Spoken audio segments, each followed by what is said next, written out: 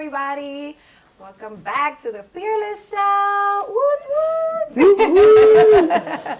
We're so excited to be here, and especially today. I mean, every show I say especially, but it's because we have been interviewing some really amazing people, some people that are aligned with everything we believe in, that are aligned with community, that are aligned with positive energy and all that good stuff. So today is no different. We have Maurice Grujong here, and he is the founder of Bronx Native, and we are so excited to dive in. Yes. And I also have my beautiful co-host here, okay? And if y'all don't know already, my name is Sue Fearless, and y'all know that we bring you guys some really dope episodes. So as I always say, if there's any topics you guys want to cover, just reach out to us. We're definitely open to doing that, and we're definitely open to bringing you on and supporting everything you're doing. So right now we in the Bronx, Yeah. And this is exciting because actually all of us here are from the Bronx. Yes. So this is pretty freaking epic. And I was born in the Bronx actually at Jacoby Hospital. I was born in Jacoby. Oh, okay. Lincoln Hospital. Look at that. I was born in Harlem. I mean, it's still HAC. Yeah, It's still uptown. exactly. It's still, yeah. So I was born in Jacoby, but then I did move to Washington Heights, and I grew up there for a little while, but I moved back to the Bronx about 17 years ago. So we from the Bronx, my children from the Bronx, so we here, we repping, and I love it because everything you're doing, and we're about to dive in, is amazing because it's bringing such a positive light to the Bronx, and I love that. So without further ado, Yes. let's get started. So tell us a little bit about your story. What's your background? Yes. First of all, I want to start it with, can I get a yay? You already. Thank you so much for having me. Thank you so much for coming to the Bronx Native Shop and creating a platform, for us to have conversations, to us to elevate, and to showcase all that positivity and all that good energy that you were talking about. So round of applause to real quick. Thank you. So yes, my name is Maurice Grujong, born and raised right here in the Boogie Down Bronx, first generation Dominican. My parents came in the 1980s, and I always tell my mom one of the best things she could ever have done was come to the BX and have me, you already know, a gem. A diamond, That's right. But thank you, Mom. Yes, I'm a creative social entrepreneur. That's my full title. First of all, I've always been a creative. I was always drawing. I was always illustrating. Then I started dabbling and expressing myself through other mediums like video, photo, telling stories, branding, marketing, all that good stuff. And I'm a social entrepreneur, right? A lot of my ventures have a social component to it. Almost all of them do. We make sure that the community is first, make sure that we are solving problems, not only providing great products and great experiences, but again, solving and creating solutions so we can be better, So that's kind of like my little spiel. Right now we're at the Bronx Native Shop. This is the flagship store, is a cultural hub that we utilize not only to create merchandise and to sell clothing that is Bronx-centric, that represents, that empowers, that inspires, but is also a multi-purpose space, right? We host events like open mics, we host financial literacy workshops, right? Things around health and wellness, mental health. And, I like to say it's more than a brand, it's a movement, right? Because we got a lot of things going on. We got a chokehold on the culture, the fashion, the music, the community here, and we're making sure that we're being represented accordingly and that we're going up, all the way up, you know what I mean? Multi-layered brand, and it's a beautiful thing, We also have a studio called Tag Up Studios, where it's a music platform that we also host events there, daily programming, performing one-on-one classes, DJ classes, and much, much more. And yeah, my whole life, I've always tried to merge my creative passion with my community and how do I create social impact and social change, right? So that's a main mission for us and our brand, right? How do we continue doing what we're doing, but ultimately create social impact for the people here, for our Black and brown family, for our immigrants, for our disenfranchised communities that have not been given the right voice to express and go up. So, yes, sirski, we're here. I mean, hello, like, done. I said done. Take the mic. Amazing. Yeah, no, I thank mean, you. I'm sitting here like feeling super inspired, Awesome, and then my awesome. brain is going in 20 million, That's you know, beautiful. 20 million Awesome, ideas and awesome. circles. I love it. Thank you so much. Thank you so Appreciate much. it, And there's so appreciate many it. great things you just said, you know, just bringing about like change and bringing about solutions Yes. to problems. Like that's what we need to think about, especially as entrepreneurs when we're like going off on this journey. Like it's not only about our brands and our products, it's also about how is this going to help Yes. you, Right. whether it's a course. feeling, whether it's an actual, you know, problem that you're fixing. Like that's super important. Yeah, So yeah, thank yeah. you for Thank you, that. thank you. Awesome. Yes. What's Oh my God. We're doing it. That's Sorry, amazing. we're passionate here, so everything is like, Everything's like, we love it. Yes, Yeah, thank you. yes.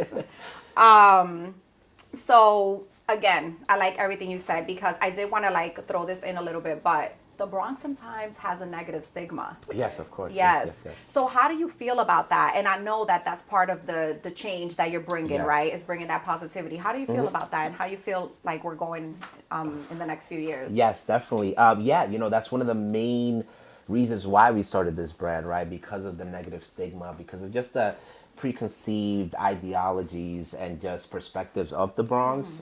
But for me, the Bronx is the most beautiful place on earth, right? For me, it's about the people, you know, it's about the culture. And aren't we beautiful right here? I'm here with 3 queens, you know what I mean? BX queens. And we need to showcase that. We need to represent that. And that's why we created this brand, to change that narrative, right? And to really showcase what the Bronx really has to offer, right? This is the Mecca, right? Birthplace of hip hop, That's salsa, right. doo-wop, Yes. you know? The Woo. Bronx, Goosebumps. it should be an example for the world, right? All of these cultures, a melting pot, living together. And in the time of crisis, when our buildings were burning in the 80s, 70s, 80% of the South Bronx was in ruins, right? And even though we were going through so many struggles and so many hard times, our people survived, our people thrived, they recreated the world, right? They created hip hop, right? 5 elements of hip hop, right? DJ, MC, graffiti, b-boy, beatbox. That's different, you know what I mean? We saw that people weren't seeing us, they weren't vibing with us, or they, you know, they weren't paying attention, and we said, you're gonna listen, and now it's the most mainstream genre.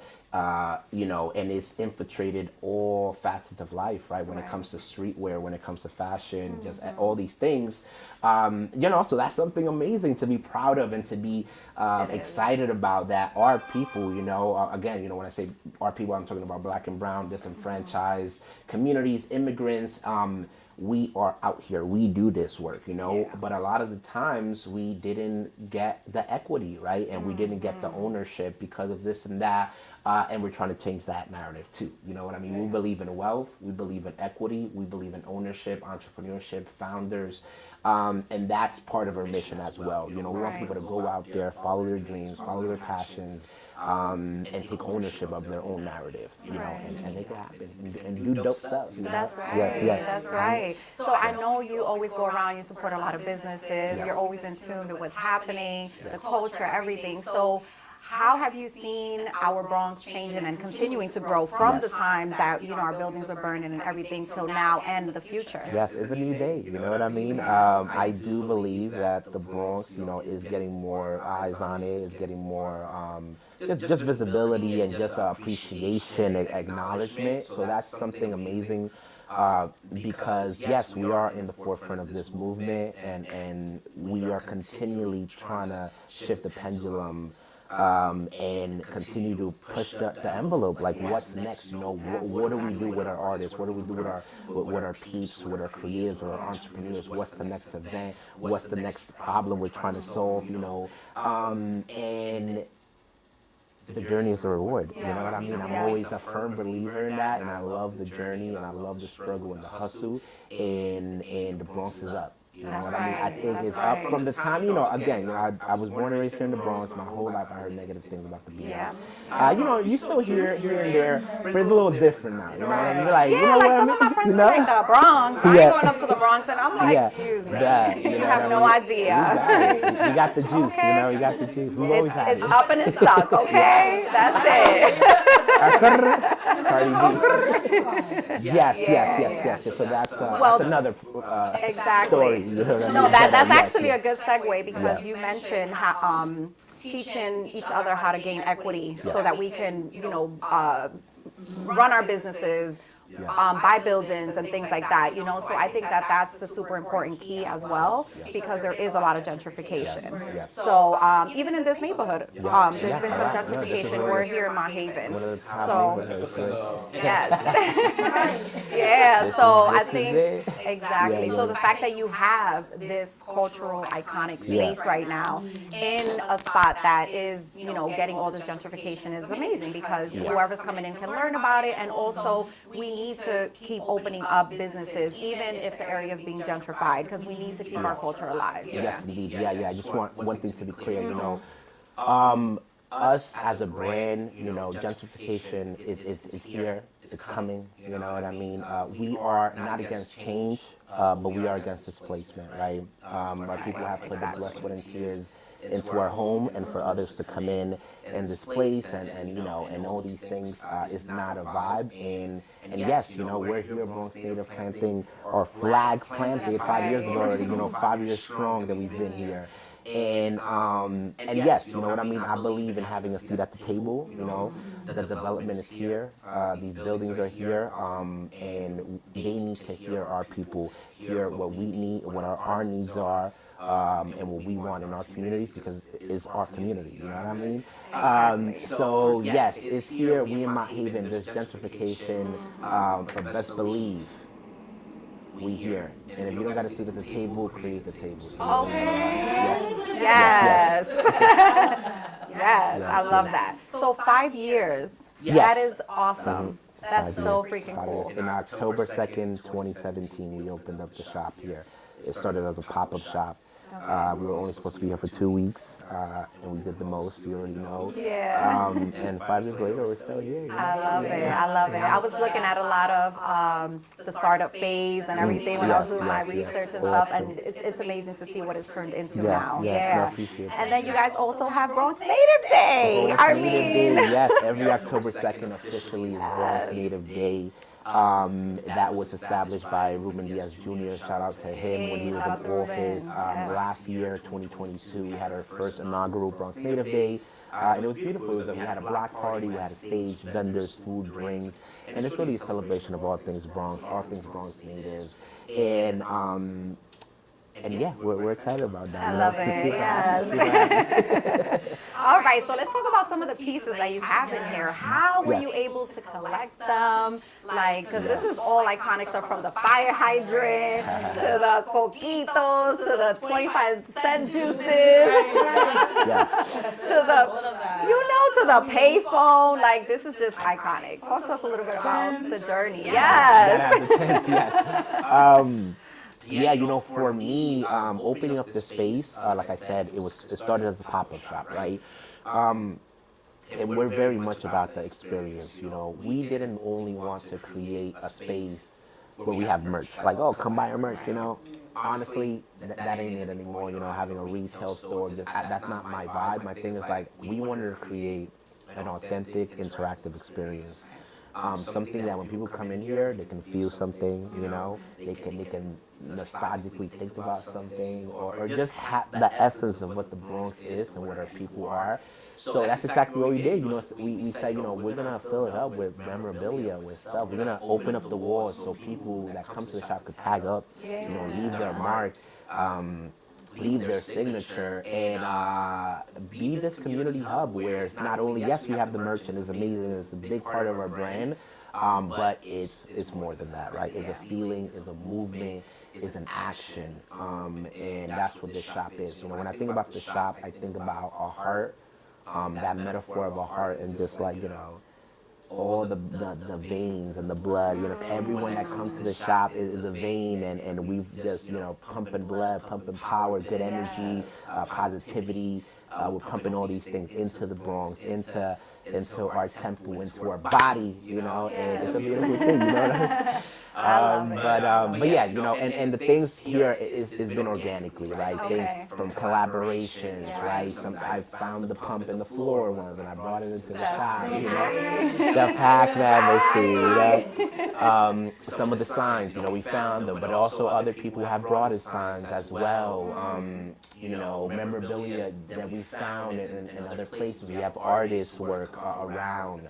And yeah, it's about, you know, it's kind of like a collage, you know. And if I were to, exactly. if I were to define my art and the way I express myself, I'm really like a collagist, you know what I mean? I like to put different elements together and create something more, and something that is unifying and awesome, you know, with all these moving Yes, parts. I love it. And that's exactly how it feels when you walk in here. It's like you want to be a part of the Bronx if you're not. It's like, wait. Yes, exactly. Yes. Exactly. And you have the map of the Bronx right there. I love that too.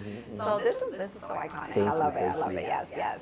Okay, so I know you open up your space sometimes also to hold like opening acts and people who do spoken word and things like that. So talk to us a little bit about those events. Yeah, you know, I remember when we first started the brand, we weren't hosting events in the beginning. We were just doing some merch, we were vending at events, but then an opportunity came about. I happened to meet my middle school art teacher, Blanca Amescua. Shout out to her, you know, St. Ignatius, Hunts Point, you already know. Look at that. I met her at a gallery and I said, hey, you're like my middle school art teacher. Thank you for everything. She's like, oh my gosh. So we started talking and I showed her like, oh, we have this thing called Bronx Native. We're doing this. So she has a studio called AAA3A. Right? She utilizes her apartment building as a gallery, and once a month she has a new artist hosting an exhibition, and she said, you know, I think y'all should do it for April 2017, right? And I said, you know what? Yes, let's do it. You know what I mean? Because in the beginning, I was like, we were, you know, and we still say, you know, yes to everything that is on brand, even though we've never done it. That's an entrepreneurial, you know, tip right here. Say yes. Every open door that comes in, take it, because that's going to open 5 more doors, and those 5 more doors are going to open another 10, and it's going to be a domino effect, right? So I said, yes, you already know, spend gems. So we said yes, and we hosted our first event ever, where it was an exhibition of up-and-coming South Bronx artists. We had their pieces on the wall, but more than that, we changed up her space into late 1970s house party vibe when hip hop was in its infancy and its foundation, and gave it that aesthetics of like the Get Down or like, you know, old school vibes. And it was kind of like the first project that we did, and we were there for a month, and we started hosting open mics in there, poetry slams, and you know, every time we do something for the first time, it's always scary. You're like, damn, is people gonna come? Is it gonna happen? But after that event, I said, you know what, this is it, you know what I mean? Events are one of the biggest ways for brand awareness and to connect with others and to engage. And we said, you know what, we're gonna do more events. So we started just doing events. We started doing events at the Bronx Museum, in other venues. When we got the shop, you know, we were here for 2 weeks at first. Every single day we had an event. It was from live art to collaborations with local magazines, local brands. It was like every day something else. And it just became part of our brand, you know what I mean? Creating events, creating experiences, creating a platform for everybody, an inclusive platform. And it's like I said, we have events on a weekly basis, either at our studio, either here. We just hosted something for a New York Fashion Week. Showcasing some local artists, and events. It's a vibe. It's all about bringing the community together. It's all about networking. It's all about events. Like now that you talk about that, I miss those times. Because prior to COVID, I was also out there putting my events together, and that's how I connected with so many people and build the community. So that's super important, you know. Like so that's also a jewel right there. Like definitely spread your awareness by putting events together, and not thinking so much about who's going to be in attendance, but more like whoever is in attendance that can build from there. So that's so awesome. And you're giving opportunities for local creatives. Yes. Patricia does spoken word, but I'm just saying, she'll talk to you later. Let's do it. She'll talk to you later. Let's get it. Now you know. Be honored to do open mic. Yes, of course. Yes. Yeah. Okay. So you also recently did a TED Talk. Yes. Congratulations. TEDx, you already know. Yes. I'm a TEDx speaker now, so. Yes. That's amazing. Tell us a little bit about that experience because a lot of us, I mean, for me, like I did one. I did a TEDx virtually during the pandemic, Okay. but in person is a little scary. So Yes. tell us a little bit about how the experience was. Yes, I'm a huge fan of TEDx and Yeah. just TED Talks in general. Even sometimes when I'm like need motivation or need to learn, I tap into TEDx, a TED Talk, and I hear these incredible individuals talking about their ideas, and it's inspiring, right? So it was on my bucket list. I was like, I want to do this. Yes, it could, public speaking is always scary, and for me, I honestly, I grew up, I was a pretty shy kid growing up, and I remember thinking, like, when I was a certain age, and I was like, you know what, I want to do all these incredible things. I want to inspire. I want to be a public speaker. You know what I mean? And that's exactly what I said. I need to put myself outside of my comfort zone. You got to be comfortable in your uncomfortability. And Another gem. And I lived through that. Yes. Take notes. Yes. So it came to a point where I was really going into the public speaking realm. And I started speaking at my first college, Binghamton University. And I was going to schools on a weekly basis, talking to the kids, and I was just doing it more. I was doing graduation speeches, keynote speeches. And I was really, and it's something that I'm still working on, but it did, once the pandemic happened, it kind of like froze everything. Yes. And I kind of stopped, and I was like, you know what? I kind of got back into my shell. Yes, in a way, there's same, different same. shells. Yeah. But my public speaking show. Then the TED Talk came, and it was kind of like my first coming back into that game. But I did it, and I killed it, and it was amazing. You know what I mean? And it was beautiful. I talked about similar vibes of what we're talking about here. What was my journey on becoming a social entrepreneur and a creative social entrepreneur, and my journey growing up in the South Bronx, Longwood, Hunts Point, and the fact I was in Hunts Point saying my TEDx talk, and I'm from Hunts Point. Circle, that was pretty awesome. But I did it, and it was awesome. I got to do it again though, because I found some tweaks. But amazing, and only the beginning. We got to keep inspiring. That's right. I'm writing a book also about my journey and kind of how to create a community-based brand, the authentic way and the right way. I think it will be very awesome, especially now since there's a lot of entrepreneurship going around. There's a lot of people with brands, and they want to create these movements, and just want to put my 2 cents in there and inspire whoever reads it or sees it. So That's awesome. So during this journey, Yes, did you thank you. ever come across any doubts, any self-doubt, and if you did, how did you deal with it? Yeah, every day. The entrepreneurial journey is full of doubt. It's full of high highs, low lows. Some days, of course, you want to give up, but that's you got to tap into the essence of being an entrepreneur. An entrepreneur never gives up. Right. Always motivated, always on it, and even when he's at his lowest, he figures out solutions to come up on top. So I am every day. Sometimes I wake up, I'm like, damn, am I really doing the right thing? Or like, damn, am I? You know what I mean? Yeah. But you gotta trust the process. You gotta trust the work. And just keep reassuring yourself. And that's a mental thing. Right. It could be a physical thing, or sometimes I look at myself in the mirror and say, you got this, bro. You know what I mean? Yeah. Snap out of it. Relax. Yes, you might be going through some stuff. Yes, it might be crazy, but life is crazy. You know what I mean? Everyone's having a difficult time. Everyone's struggling, and it's just like, how do we deal with our struggle? How do we deal with the actions and what happened, and how to pivot, how to adapt, and how to I think that when we start feeling doubt, that's the moment where we just got to take a step back and look at everything we've done, right? And be proud of how far we've come so far. And then whatever we don't know and we need to improve on, just to research, learn to pivot when hard times hit, like COVID, and just always having like that passion for what you're doing, right? Because that's the whole entrepreneurship journey. Right. It's because you become passionate about something and you build on it. So Yes. yeah, and practice. That was actually Yes, that was the really practice, good. The yes, practice is yes. important, That's yes, true, because that's I true. also go through my introverted moments. Yes. So I have to like really do research, practice, write things down, and That's a fact. That's a so. fact.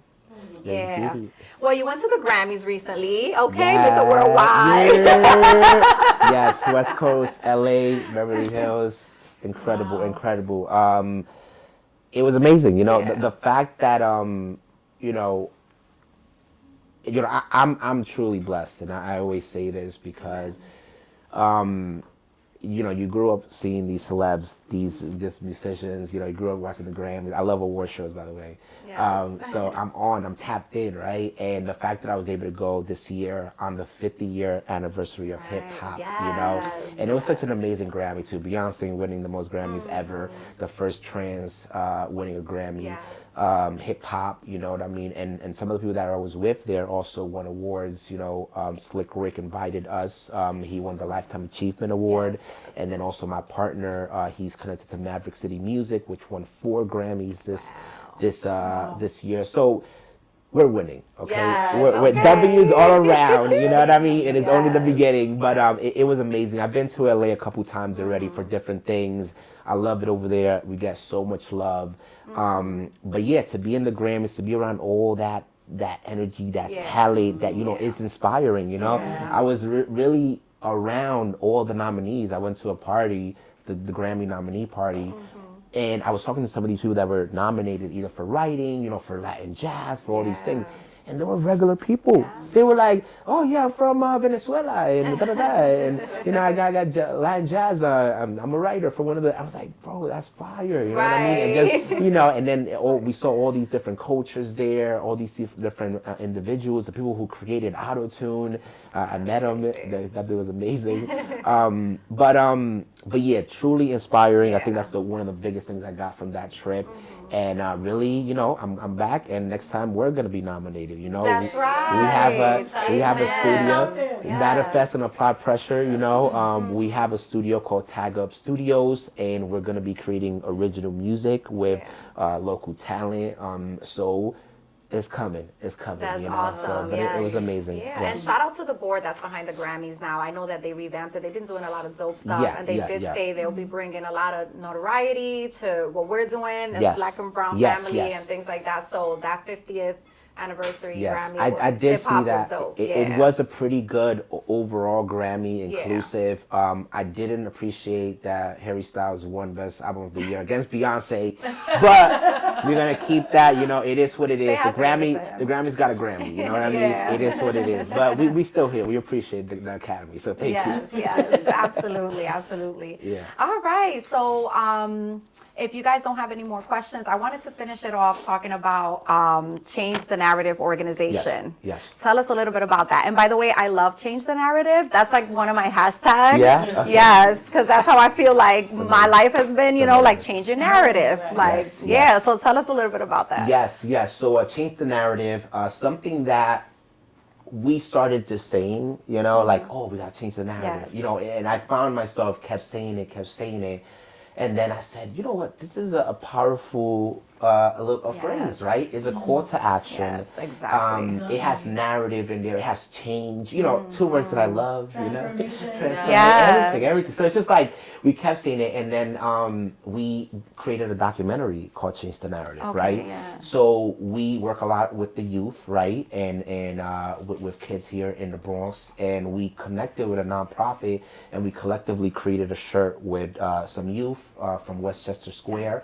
And we filmed the whole thing and the whole process, and we have a short documentary called Change the Narrative that did really well, right? And it was really to show how we're changing the narrative in our community, right? And it's something that we prompt everybody, like, yo, now you got to change the narrative, right? Yes. And exactly. or how are you changing the narrative? Yeah. So, and then we said, this is amazing, and it kind of just organically kept growing, and now it's our nonprofit branch of Bronx Native. It's called Change the Narrative Today. What I mean? Even more. Yes. Today, you got to do it today. So it's called Change the Narrative Today, and it's really about what we've been doing. You know what I mean? Spreading love, creating social change, creating solutions, talking to the kids, heavy on the entrepreneurship, equity, and wealth department.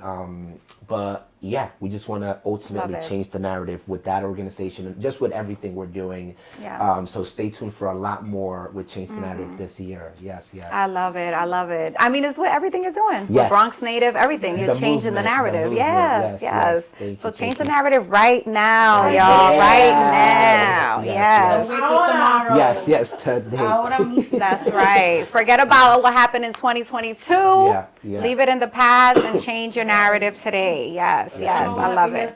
Yes, forget about it. I love it. Well, this was such a great interview. Thank you. Yes. Thank you so I am much. honored Yeah. to be, and I know I Thank you, speak, thank you. Yes. for them also. We're honored to be sitting here with you. This was really awesome. Thank you for sharing your thank you. space, your Yes. time, for everything you're doing in the community. Like, super amazing. Yes, and I appreciate We that. are inspired. And we are here. We're a family. It takes a village to create a movement. It takes all of us to keep going and put in that work. And right. I'm happy to see our Yeah. people doing it up and making it happen. And we're doing it together. So That's beautiful, right. beautiful. Guys, you have to come visit the shop. Don't miss it. Yes. Come by. We got to tag up before we We go. do. Yes. And it's located on 127 Lincoln Avenue, y'all, all right, in the yes, Mahaven section. And I also wanted to give a shout out to Mahaven Film Festival. Festival, Ninoska. Yes, shout out to Ninoska, yes. All right, y'all. Well, take care. This was our episode in the Bronx today, So I hope you guys enjoy it, and we'll see y'all pretty soon, all right? Later. Thank you.